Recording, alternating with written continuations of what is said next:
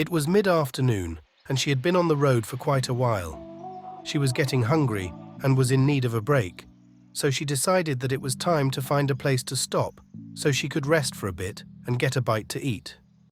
For a while, it seemed like there was nowhere to stop, but then she spotted what appeared to be a pizzeria. It seemed like a decent enough place, so she decided to make the stop. After shutting her car off, she got out and stretched her legs a bit before heading inside. As she entered the establishment, she was hit with the aroma of freshly prepared pizza. She headed to the counter to place an order, and it was at that moment that she saw him.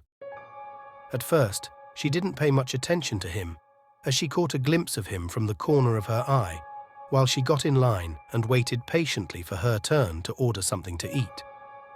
As she stood there, she felt the piercing of his gaze as he stood there quietly. She became uneasy as she glanced at him, as he stood there, watching her closely. He was a tall, slender man who was dressed in a uniform. The man stood there like a statue as he continued to watch her every move. She looked away from him for a moment as tension rose from within. She tried to remain calm as she stood there and waited patiently. Then, she looked at him again, and their eyes met. His eyes were as the sky on a stormy day. He had a stern expression on his face that sent shivers down her spine as he stared into her eyes. The way he looked at her made her uncomfortable, and it was like nothing she had ever experienced. It was as though his gaze was piercing right through her, like he was looking deep into her soul. She started to tremble, even as she looked away from him. She wanted him to go away, but he wouldn't.